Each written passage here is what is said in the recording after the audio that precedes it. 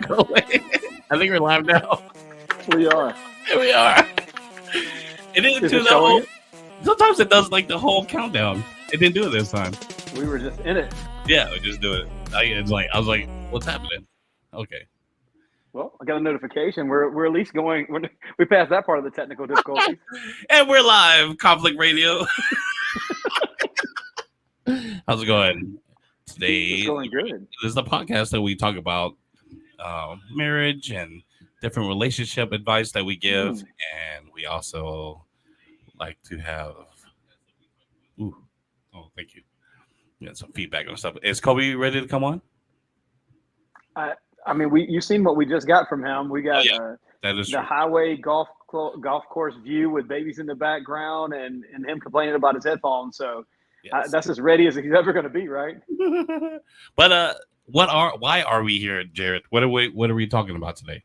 Man, I figured, we do a couple weeks leading up to May 27th, Conflict 57. There he goes. There he goes. Hey, it's fashionably late. That's what we would say, right? Yeah. It's Kobe time. It's not necessarily late. I was technically on at 7:25, but I was having a technical difficulty. Yeah. Reporting live from the U.S. Highway 163. Yeah, right.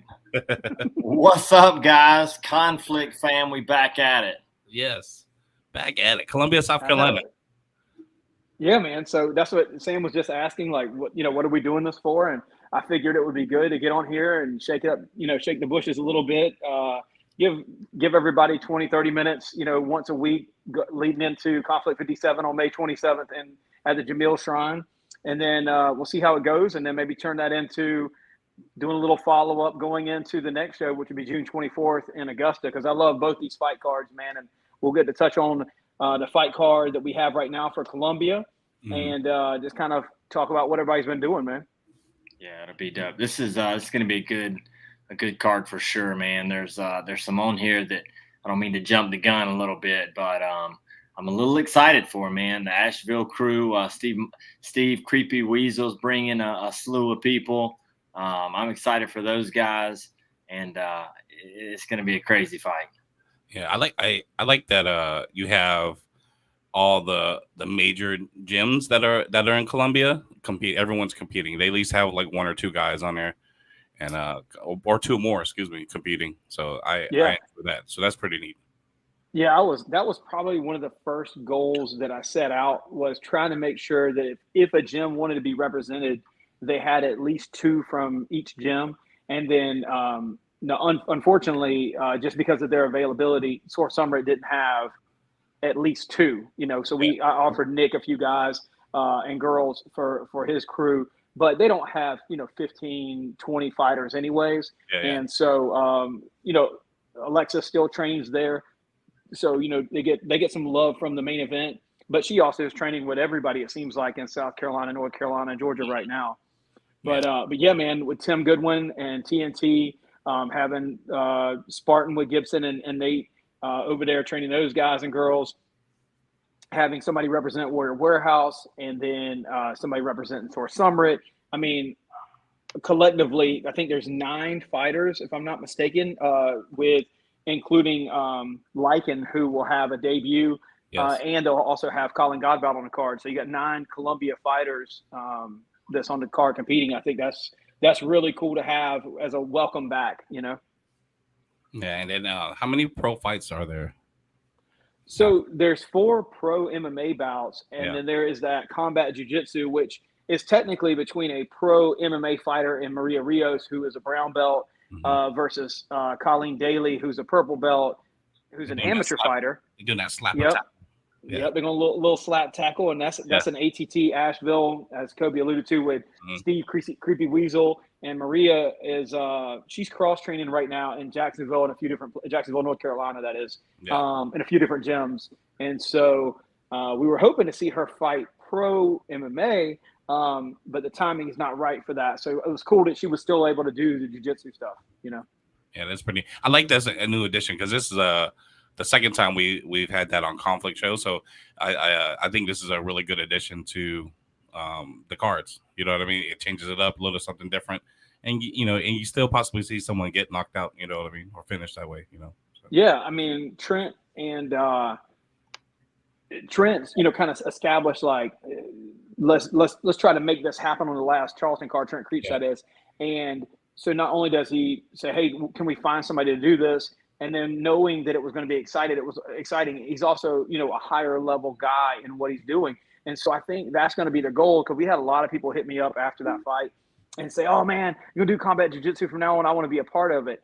Yeah. And I think we've kind of discussed it internally and decided that the goal is that we're not trying to do like white belt versus white belt or black belt versus black belt. It's just you're competing. So if you want to do it and you want to be a white belt and compete somebody against a black belt, then that's completely fine. But understand that it's, your bar, you want to really make sure you're going to bring it, because I think these should be just exciting, and we shouldn't have, 15 of these. I think that 1 or 2 per card really makes a lot of sense. And then, go ahead.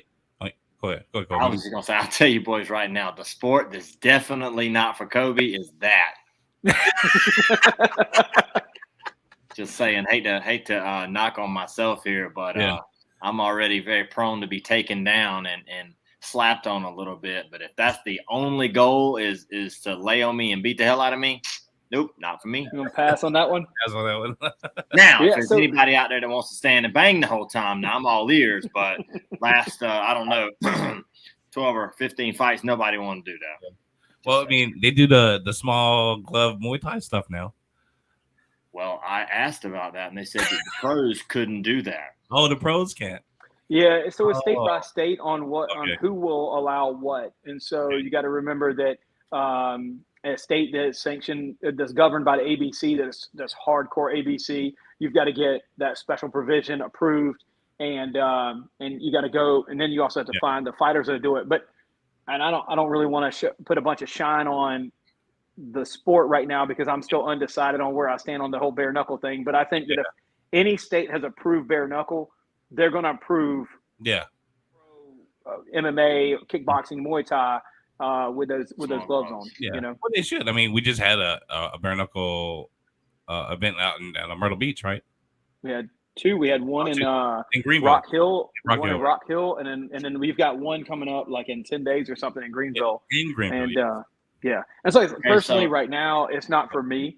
But I think about it like not too long ago. It feels like that MMA wasn't for everybody at that time, and then now you see it still blowing up. And the bare knuckle thing for me isn't my thing yet. How do y'all feel about it? Because I know I've talked to you, Sam, about it, but I haven't talked to Kobe about it. Man, I'm gonna tell you, I've talked to a few people who's done it, and they enjoy it. But in Kobe's opinion, the risk is not worth the reward, right? I mean, you have to think you've got a bare hand. There are a ton of fragile bones in the hand, and you're punching a very hard, solid head. Like your head is, I mean, your brains are in here, right? So Jesus made this very thick and very hard, and so you're taking a fragile hand, punching against a very hard skull. Like that's just a recipe for disaster, to break bones in your hand. And man, I need my hands, so I need to be able to write and do things. And so I'm just saying, I don't need to break my hand all up. And so that's no. Negative. I think, I mean, I don't know the popularity of the sport now. It seems like they're able to pay the guys a little bit more. And I mean, that, like you said, the risk and the reward has to meet, but they're still only getting like some of those lower level guys are only getting like 2, 3, maybe 5,000 if it's like a decent match. But I mean, $5,000, and then I'm cut all to death for a month and bruised up for 2 months, and then my hand is swollen. I've broken bones in my hand. Like, that's just for me not worth it, man. I mean, some of these guys that they want to fight full time, I mean, they may be cool with that paycheck, but for me, I'm just like, I mean, it has to be a big paycheck. Me and Jared's actually talked about this. Like, do something like that. Like, you got to throw me a lot of money, and it's just, I don't know, man. That's just tough. I feel like the injury and the recovery time is just so much longer than even a real rough MMA fight. Like, I've seen some rough MMA fights, and 2-3 weeks you're up and going. And I've seen some just decent bare knuckle fights, and man, they look like, geez, man. It's a train. It looks like 10 years worth of fighting in one fight. If you've got 2 guys, and I don't want to mention any of the fighters' names or promotions, because I'm still in that area of like I don't want to acknowledge it right now.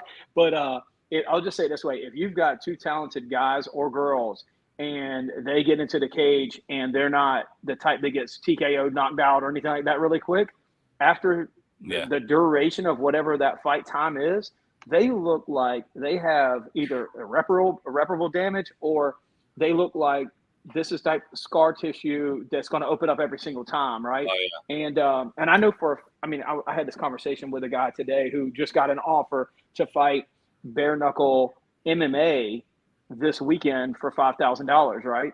Mm-hmm. And I'm like, but then the suspension that's going to go along with that, and it's not like people, I'm like, oh man, MMA doesn't pay, and it's like, I hear you, but then I also see people fighting MMA every month.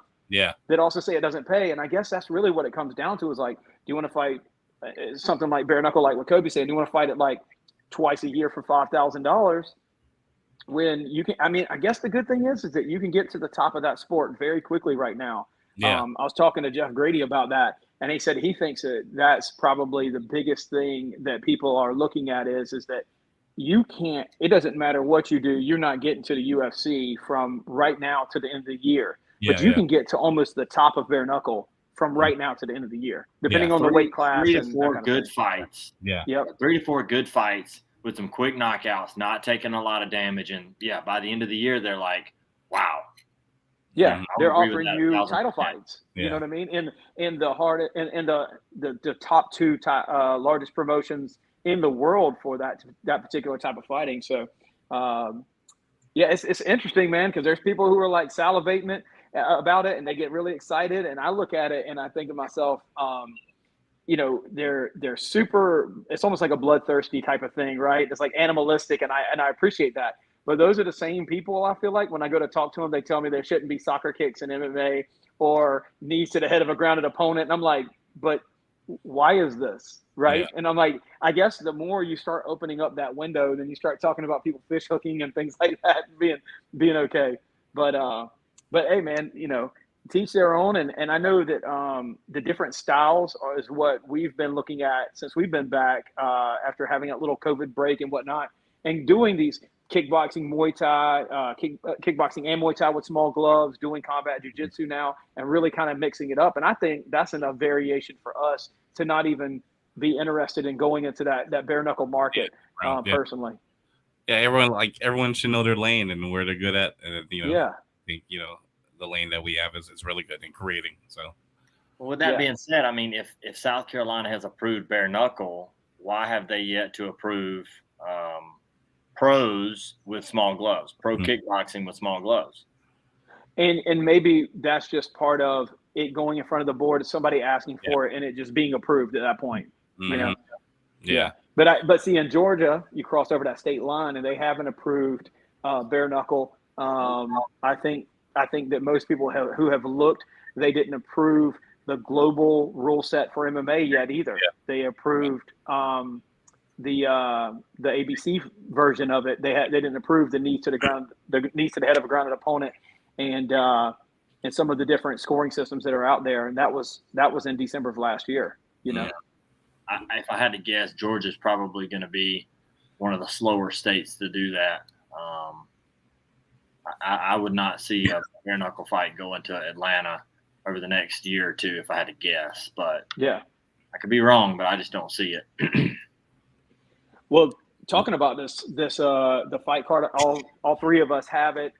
It's been posted for a while there. Is there a fight that stands out that you guys are excited to see on the amateur side? Take away the pros. Is there a set of amateurs that you guys have seen fight before, or is there just one fighter out of a fight that y'all want to see as an amateur? Excuse me. For me, I think the actual title fight, the MMA title fight that you have with Brandon and Anthony. Brandon Holmes and Anthony Johnson. It seems like they're like two freak athletes are gonna collide. You know what I mean? So I'm really excited that. And then, if Brandon gets a win, hopefully he can give me another highlight video of him dancing and stuff again, so that we kind of neat. Oh, that's quality living right there, dude. He got that finish on that kickboxing fight when he won the Gamma title in Charleston. Yeah. And I think he's 3-0 now in MMA, and I think he's 4-0 in kickboxing, so he hasn't tasted defeat before. And then Anthony is 2-1 in MMA, but he's got like other bouts, like other, martial arts bouts. And then he's got a ton of wrestling. I think he was 46-0 in high school wrestling or something like that. Yeah. And he's fought for, not for conflict, but for a fight card that I match made. And getting to see him in person and seeing how athletic he is, how heavy-handed he is, and then not just that wrestling side of it was important to put this type of fight together. And I love that matchup as well, man. I think that he comes talking about Anthony, he coming out of ATT Asheville, and then Brandon is coming out of Tim Goodwin's gym, TNT in Columbia. It was a valid title fight regardless of what city we did it in. We just get lucky enough that it happens to be in Brandon's hometown. Well, his original hometown is Charleston, but his current city, I should say. Yeah. It's cool. Yeah, that's cool. Yeah, well, that's for me. That's the one that stands out. Yeah, and Brandon's got a cool little story, man, that he went to School of the Arts where your kid goes. Yeah. And so my buddy who I coached high school basketball with a couple years, we were at a fight, and he's like, is that Brandon Holmes from Charleston? I was like, no, he lives in Columbia. He's like, no, that looks like you're Brandon Holmes from Charleston. And I was like, I'm not sure where he went to high school. And he's like, I taught that kid. He was in my science class. So that was really cool, man. Oh, that's pretty neat. Yeah. How about you, Kobe? Man, there's really two, but I'm gonna touch on them briefly. The Sam Klepak, Isaac Borhana fight is that's gonna be a barn burner. You look at Sam Klepak, and when people look at on paper, you're like, man, guy must not be very good. He's 3-5. Has a pretty stout losing record. But if you don't know the kid and you think, oh well, I'm gonna walk all over this guy at 3-5, you just got knocked out. He has fought the best. And when I mean the best, I mean capital BEST, the best guys in this part of the country. When that kid turns pro, he is going to murk a lot of people that's just not going to see it coming. That kid is so good. I know Isaac's got some good skills. 2-0 out of Keith Richardson's gym. That one's going to be that's a barn burner of a fight. And then another one, my old gym, Dylan Baker, 7-3, out of Spartan Academy right here in Columbia, South Carolina, is fighting Mark Clem. Mark's got looks like almost 18. He's fighting Taylor. Mark is his coach. I'm sorry, Taylor Rodriguez. I didn't look far enough over. Taylor. That's all right. 12-5. That's a not funny, Sam. That's gonna be a pretty good fight. Got a lot of. He's super excited about Dylan fighting Taylor's coach. Yeah, that's. Can't wait to see that one. I'm done. I'm just gonna stop my camera now. Hey, the first thing is we give the guy. I said, do you want to pick out one fight? He picks out two, and then he goes into the second fight, makes up a new matchup. You know what, bro? We're just here for you. This is why we needed 4 segments, so we can only get Kobe on one of them. No, but tell me about that fight, man, because I love it too. I'm done. I think it's going to be a good fight. Both guys have a lot of skills. 5 rounds, full tie. That's my old weight class, 155. Dylan's got a good record. He's fought some tough guys. I think he's coming off of a loss right now against. He just beat Anthony Brown. Yeah. Oh, that is right. The last one. Yep. Yeah. So that's a heck of a win there. But the one before that probably fought in many people's eyes probably the best in this part of the state, Georgia, South Carolina. And his name just left me. Quentin. Yes. Quincy. Yep. Oh yeah. That's right. Yeah.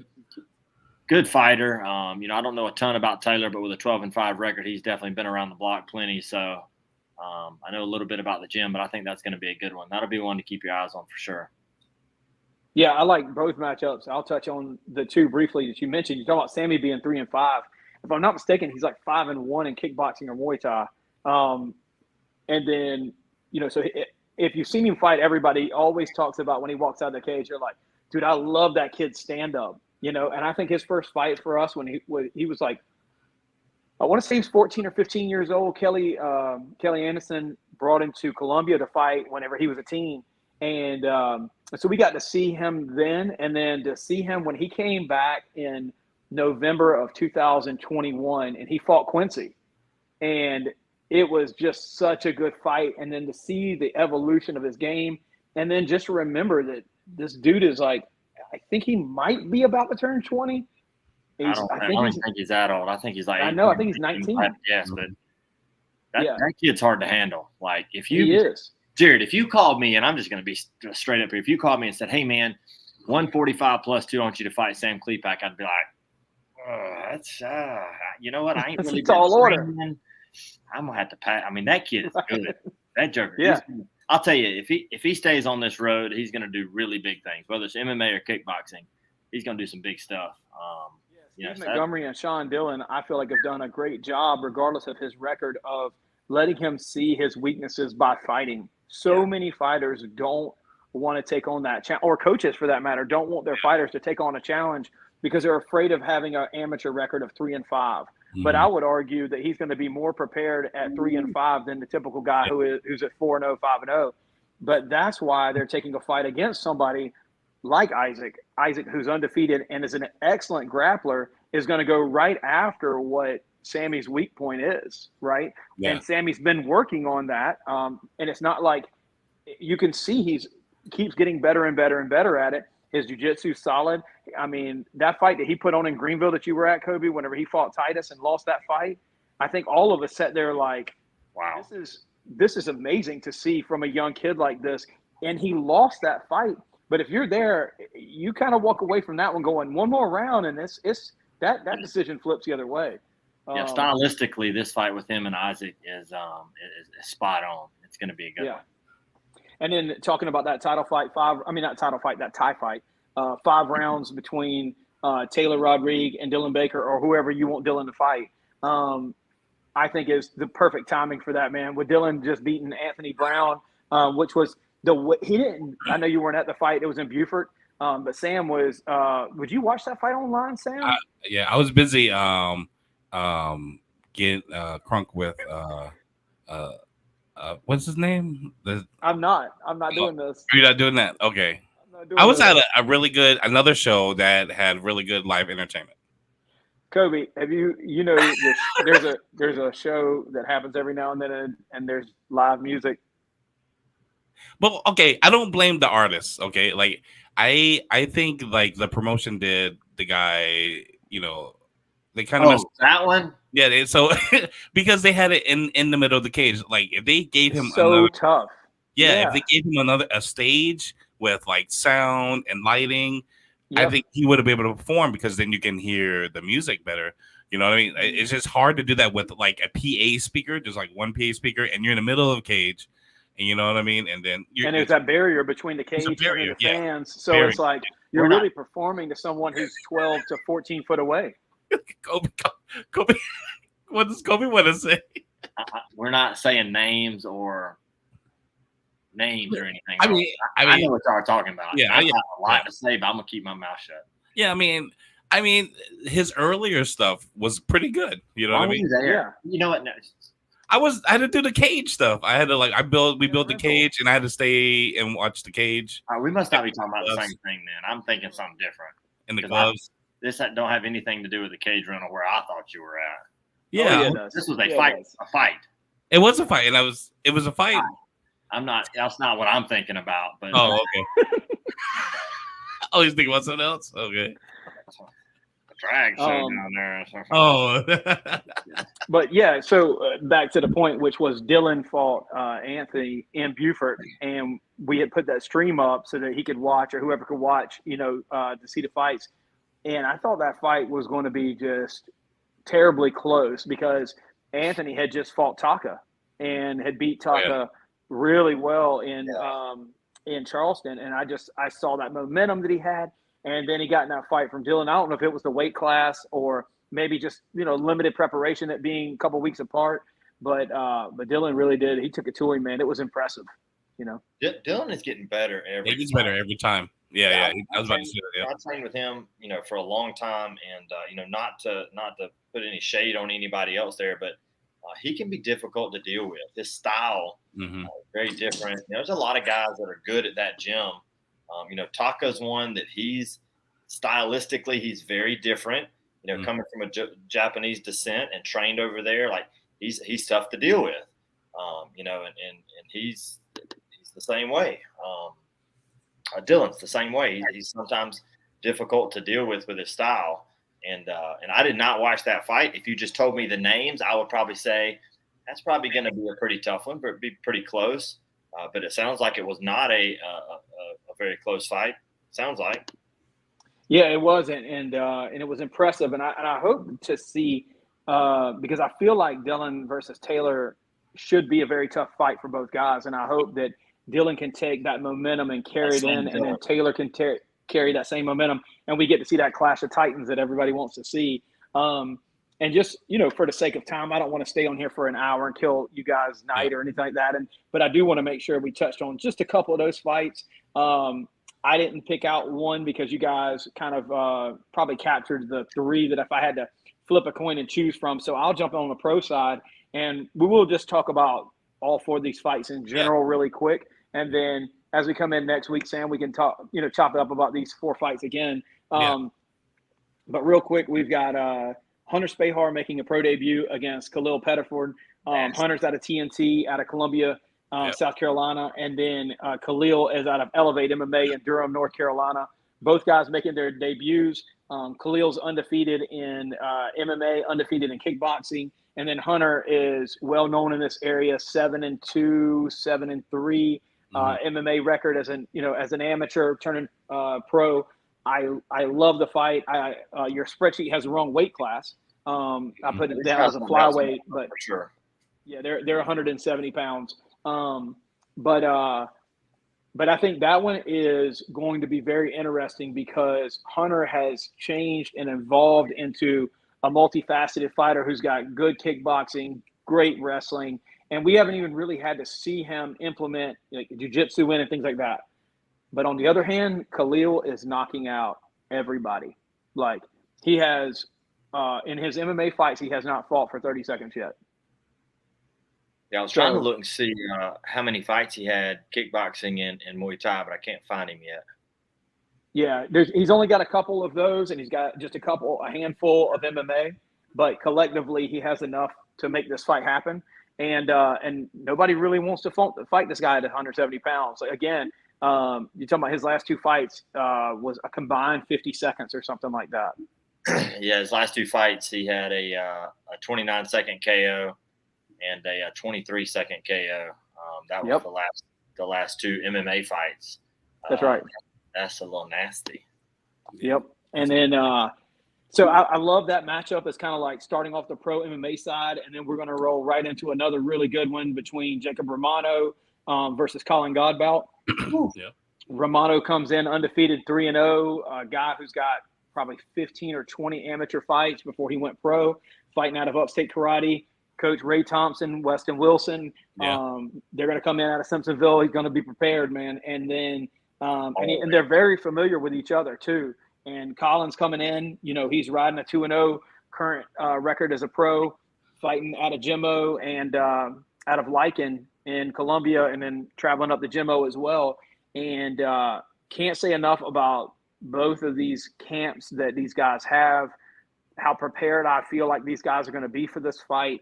And I'll drop a little nugget because we haven't put it out there yet, but minus a knockout, win or lose, Romano fights Malcolm Wellmaker June 24th as well in Augusta.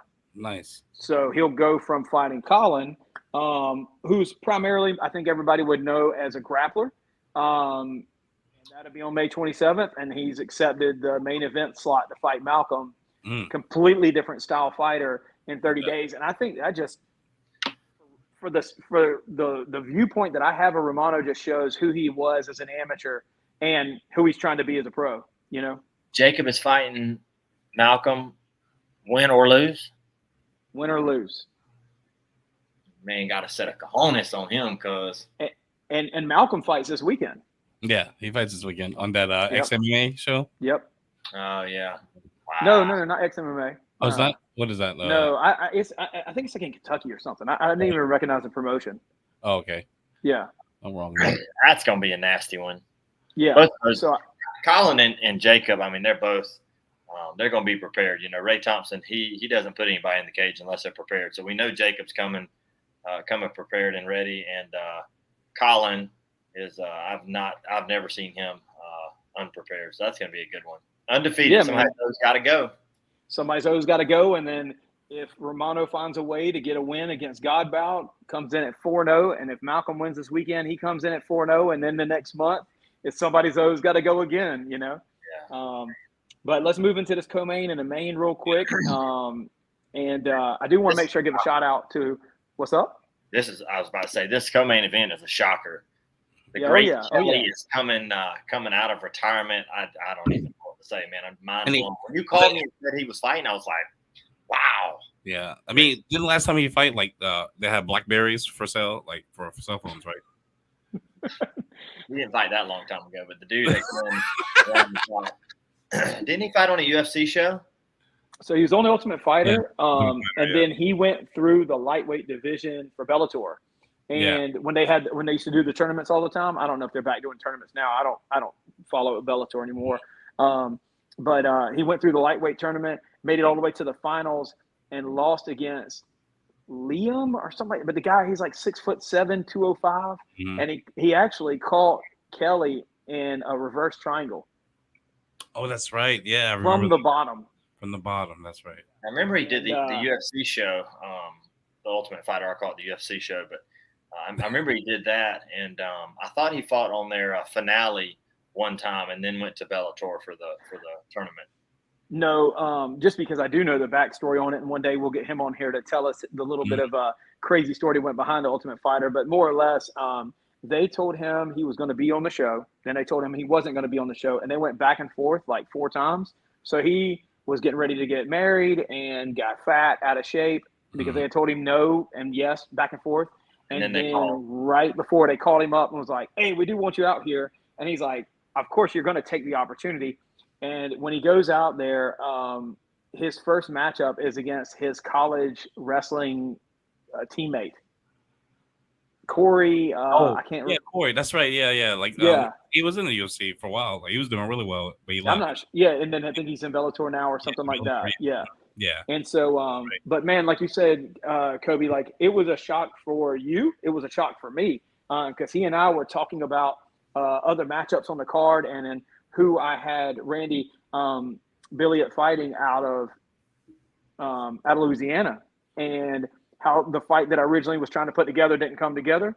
And he was like, "Hey," he's like, "just put me in there." And I was like, he said it so casually, like Kelly does. And I was like, yeah, that'd be great, man. I was like, maybe I'll go in there next, like joking around. And then he was just like, no, seriously. He's like, I need a reason to get back in shape. I'll do one fight. This would be it, though, for me. He's like, I'm not going to fight anymore. And I was like, dude, this guy's got a lot of fights, Kelly. And like, you hadn't fought in a while. And he's kind of known for taking all these kind of fights. And Kelly's like, it's fine. And so it's Randy's 100th fight. Oh, wow. What? That's right. Yeah. He's got 46 amateur fights, 21 pro MMA fights, boxing, Muay Thai.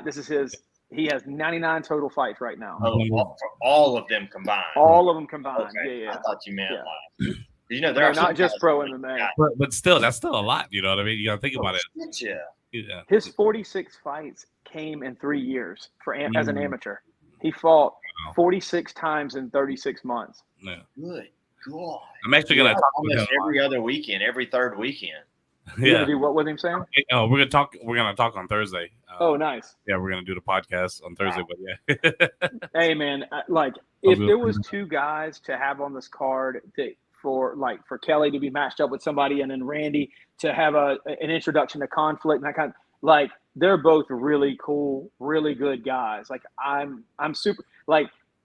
I see these guys definitely having a beer afterwards, you know, and Randy's bringing his family up from Louisiana, and he's already talking about just trying to enjoy the area and getting into South Carolina and using it as a chance to get introduced to conflict, but also, you know, just getting introduced to South Carolina, you know.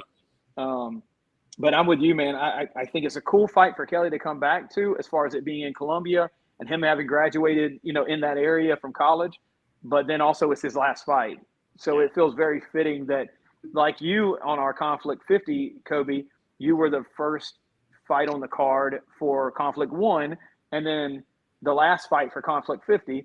And then Kelly was our main event on Conflict 1. And then now here it is on Conflict 57. It's his last fight. So that's really cool, man. Yeah. How it always comes full circle. Hey, Sam, you want to talk about the main event? Oh, the main event. Yes, we have Mhm. Alexa Connors and Elizabeth Phillips. You know anything about them? Yeah, they're both ladies. They like to get into good scraps. No, both. I'm excited because they're kind of like they're both like veterans in the game. They stay active. And then I think with the both of the styles that they have, I think it's a good matchup. I know we were talking about this. I think I was in Walmart shopping and we were talking about how this was a great matchup when you told me about it for Yeah. both ladies. You know what I mean, stylistically, and then Timing, everything. I mean, I think it would be great for both of them to, this can help them, like was it catapult into the next level? Well, with this win, whether it be Invicta, the new one, or one of the bigger shows. So I think it's Elizabeth Phillips is she's been around the block. I mean, she fought for Combat Global, had a lot of Invicta fights. She's been in the UFC. I think she had 4 or 5 fights on a contract or 2 with the UFC. So I mean, she's been out there. She fought Valerie, Jessamine Duke, which you guys may not remember, from Kentucky. Yep, for sure. Dude. Yeah. Professional wrestler, Raquel Pennington. I mean, she's no slouch. So this is going to be a good fight as well. Yeah, it's a big test. And then Alexa is still signed to Invicta too. Yeah. And so this is her last fight that Invicta will allow to happen outside of her contract. Oh, sweet. And we got really lucky that not only would they allow for it to happen on a conflict card, but that she gets to fight such a quality opponent. Like, I really do hope that when that decision was being made about whether or not to let her fight outside of her contract, that they took in consideration that she wasn't trying to fight a tomato can. Like, she's trying, like, this is the type of fight that either girl should get a lot of love off of, right? Like, Alexa wins, then she goes to 7-4, and under an Invicta contract, you got to figure maybe 1, maybe 2 more fights, and she's either fighting for a title for Invicta or getting a call for the UFC. And then Elizabeth has got this fight set up and another one, which is really tough, the very next month. And so, I mean, she's got to be on the fringe of getting that call anyways. A couple wins she puts together and over quality opponents, and she's right back in as well. Yeah, she's right back in there, She's had a lot of grappling, jiu-jitsu type tournaments and fights lately. But if you have to look at her record, that's what it looks like she's doing, right? It looks like she's trying to make that run again. Yeah. She's had some losses by some obviously some submissions and some decisions. So it looks like she's been working on her grappling game to make that next run. And I mean, what an opponent to go after, one that's obviously already signed and still signed with Invicta now and Alexa. So it'll be an interesting matchup. Yeah, man. And, we'll get to do this for the next couple of weeks, like I said. And, Hooters jumped on board immediately in Columbia. Stoner's Pizza jumped on board.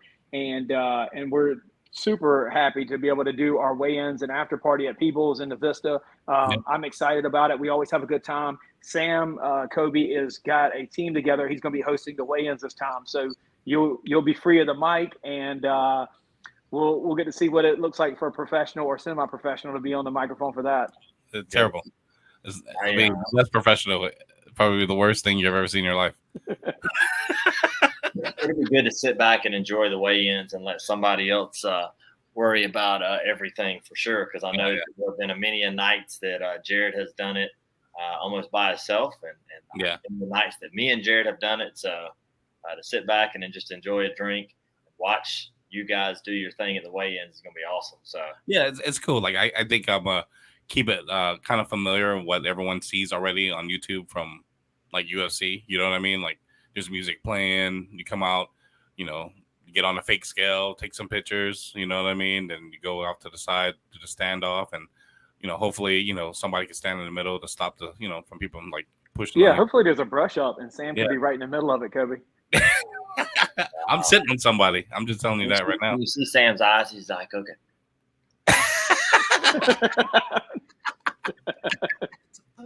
Like Sean Shelby, Sean Shelby, no offense, Sean, if he ever sees this, but he's just not a big man, right? And he gets up there and he's he's looking up in the two heavyweights, and when they get kind of close, he's like, Right. trying to break up two heavyweights, and he's like a 125 pounder soaking wet, and it's like, it's terrible. Like I don't even know why they even jump in the way. I was like, just let it go. You'll get hurt more than anything. Right. Just go ahead and start. Just let go. Just go ahead and start cashing checks right then for him. Yeah. Say, hey man, fight's already done. We're good. Well, no, the last one they just let go was John Jones and what's his name? And they like destroyed half a damn casino. They weren't trying to stop. They weren't trying to let that go. They were really trying to stop it, and they were like getting smashed in between, and no one could stop those guys. I saw one guy was like, "Nah, y'all can have this. I ain't getting in between them two." Right. There goes the stage and a banner. Knocking stuff over. Yeah. One of the ring card girls got shoved out the way. The cop was. He slowly exited. Nah. But yeah, the weigh-in should be fun, man. We'll have some music going, and we'll keep it entertaining. No longer than 30, 45 minutes. You know what I'm saying? So, but I feel like we're semi-drama free group of guys. Yeah. But would you say that not on ours? They can do it on somebody else's. But would you say that when it's authentic, a little bit of weigh-in drama the next day as far as like people talking about it on social media? Because or do you feel like that it reduces the quality of the promotion or the fighters that are going in there, or is it just kind of part of the game? Like I don't know if you were at it, Sam, but Kobe was definitely at it. I know the one time. Were you on the stage too? You talking about what's his name from my old gym in Florida? Oh, that's twice. I was in the middle of one of them. That's right. That was in Colombia.